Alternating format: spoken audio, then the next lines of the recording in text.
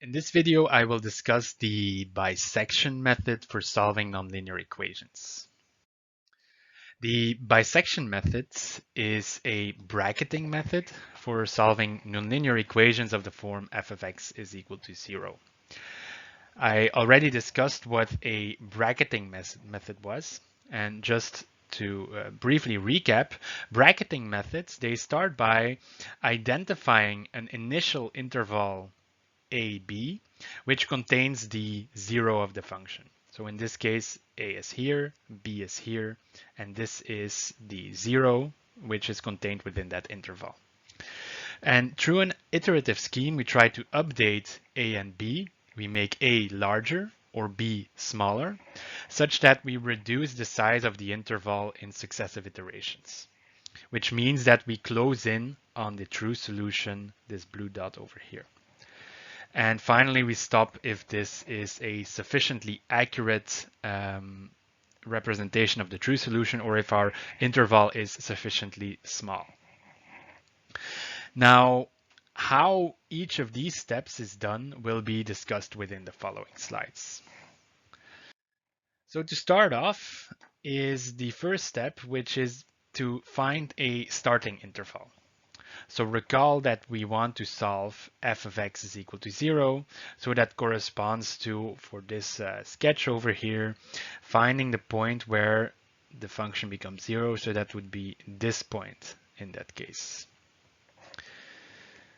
Now, if f is continuous on an interval ab, and f at a and f evaluated at b differ in sign, or in other words, the product of FA and FB is smaller than 0, then it is guaranteed that a 0 occurs within that interval.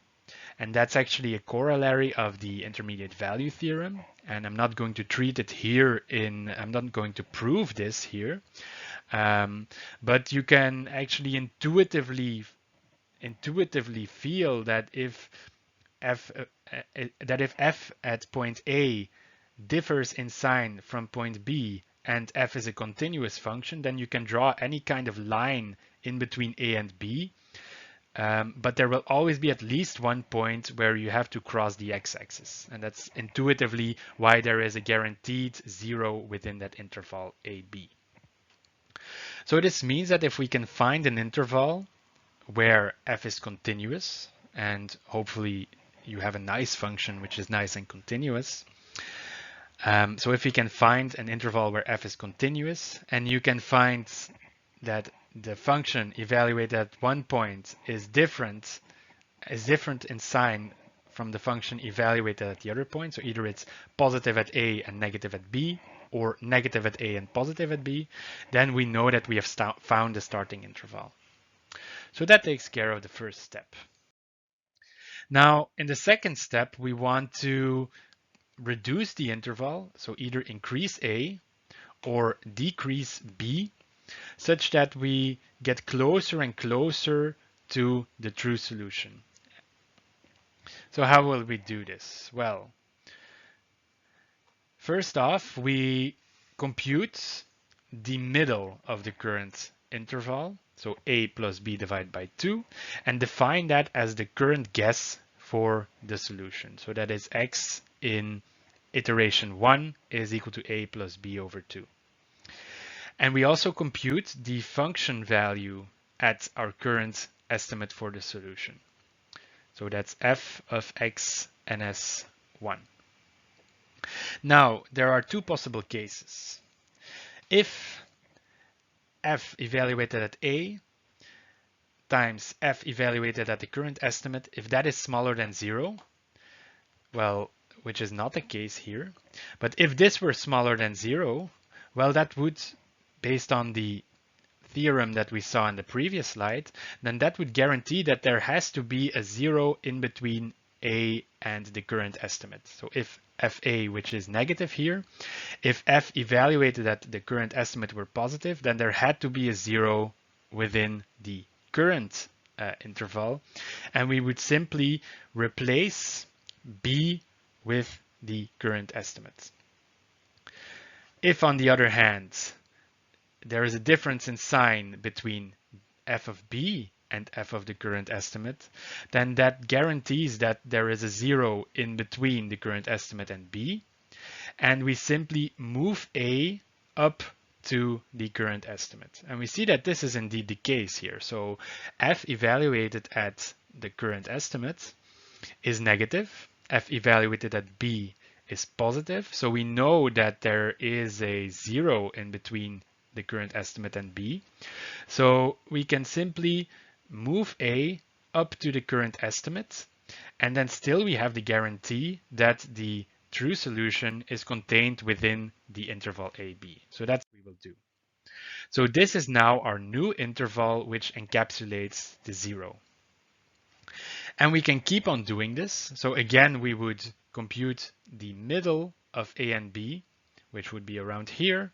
We would compute the function value and check whether the true solution is to the right of the current estimate or to the left of the current estimate.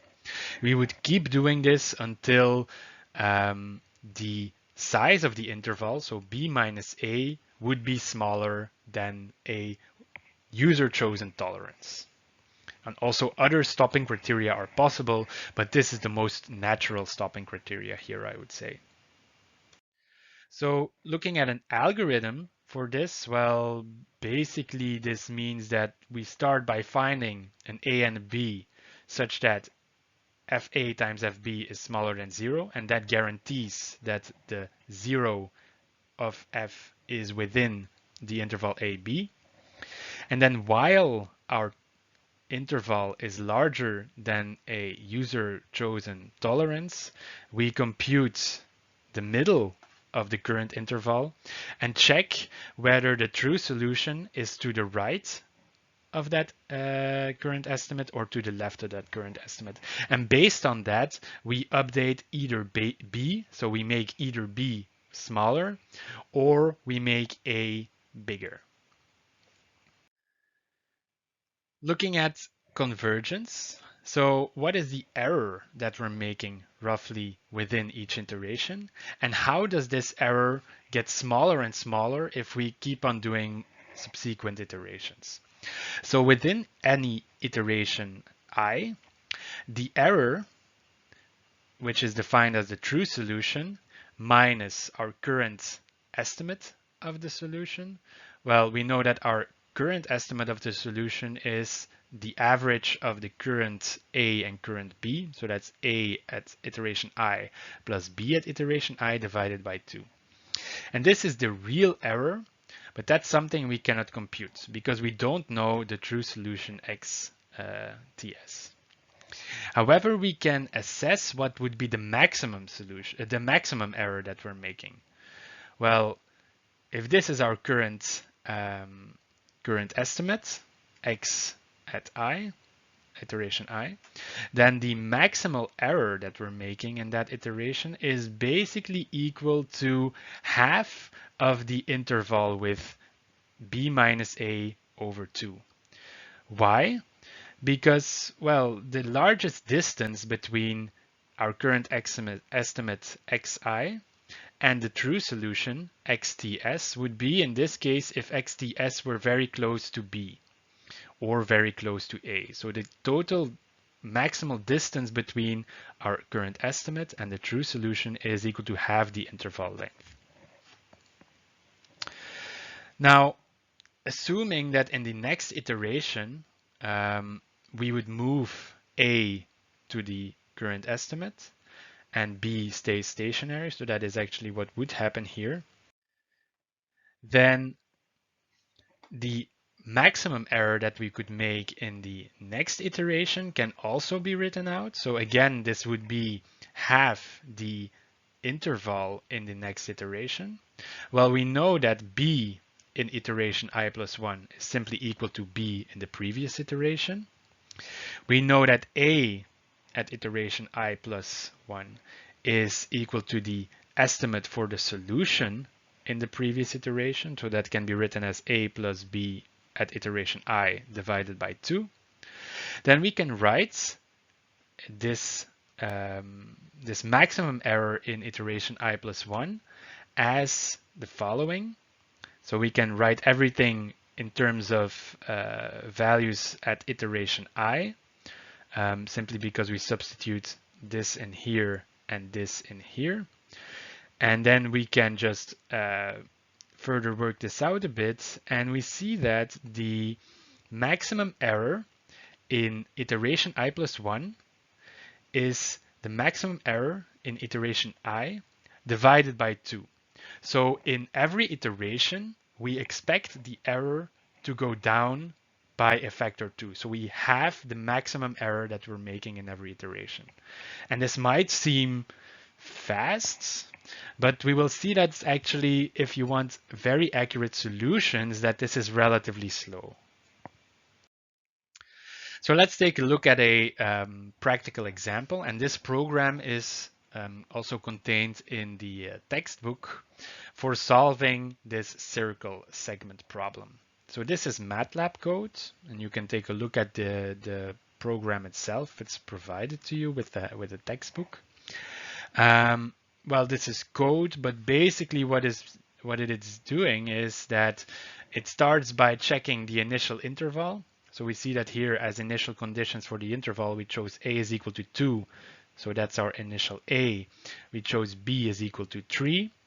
And it checks whether the initial interval encapsulates the solution actually, and that is the case in here.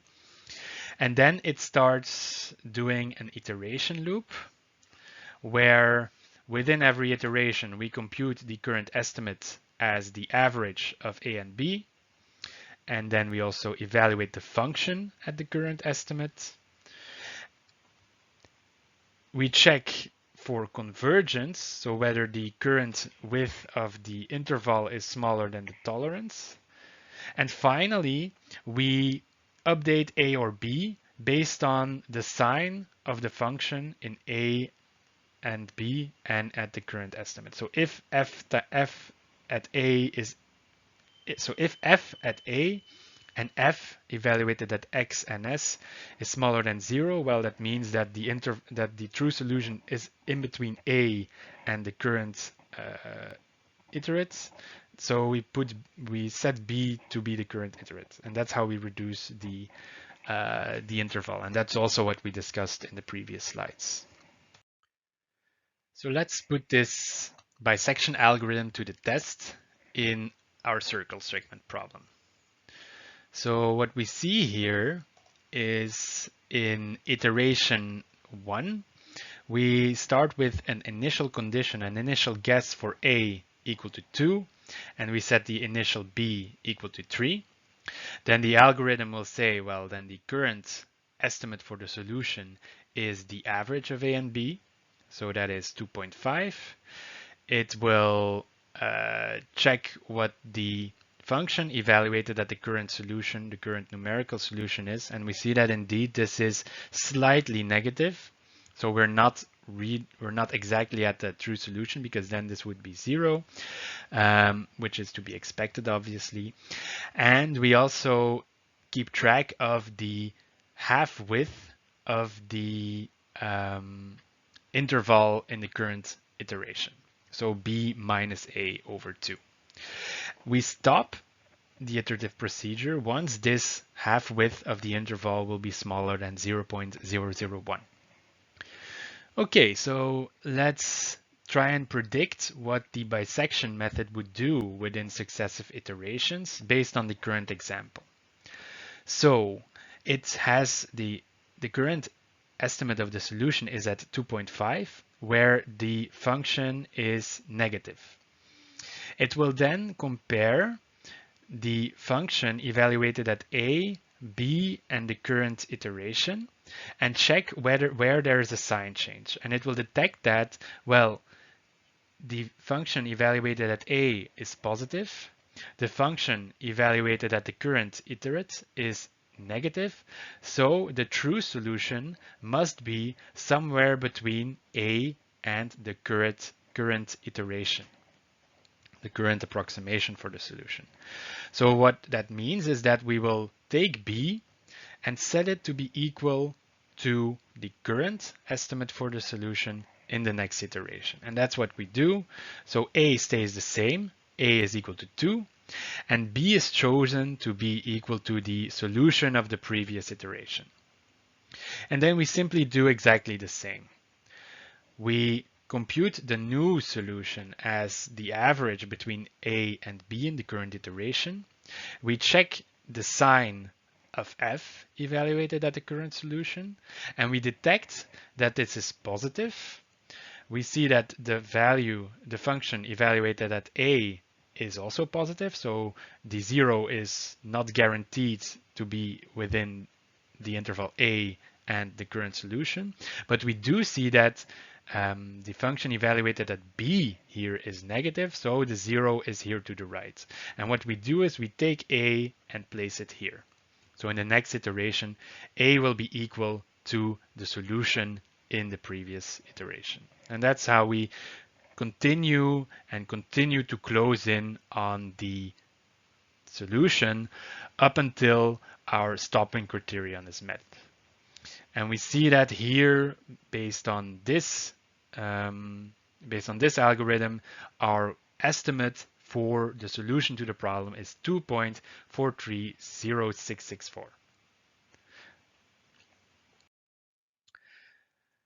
So closing off on the bisection methods, the bisection method is a bracketing method, which means that it encapsulates the solution first in an interval and then tries to iteratively reduce the size of that interval in order to close in on the actual solution. There's pros and cons to this method. The pros is that it always converges. So if you can find an initial interval, and if you have enough time to compute your solution, so you have a good computer, then you're safe. It means that you will always converge to the solution. It will never diverge. Another pro is that it's quite cheap per iteration. So only one extra evaluation of f is required in every iteration. Because if we see how the algorithm works, we compute the current estimate, so that's a simple evaluation of a plus b over 2, and then we just have to compute f evaluated at the current solution, and we already have fa and fb from previous iterations. Now, if your f is very expensive to evaluate, then this can save you quite a lot of time if you don't have to evaluate it many times in every iteration. So that means it's quite cheap per iteration here. The major downside to this method is that we have what's called linear convergence. We showed that the maximum error that we're making within every iteration, preferably, the error it halves within every iteration. And this is what we call linear convergence. And this is very, very slow. In comparison to other methods like Newton's method, which we will see in the next video, this is one of the deal breakers for using the bisection method.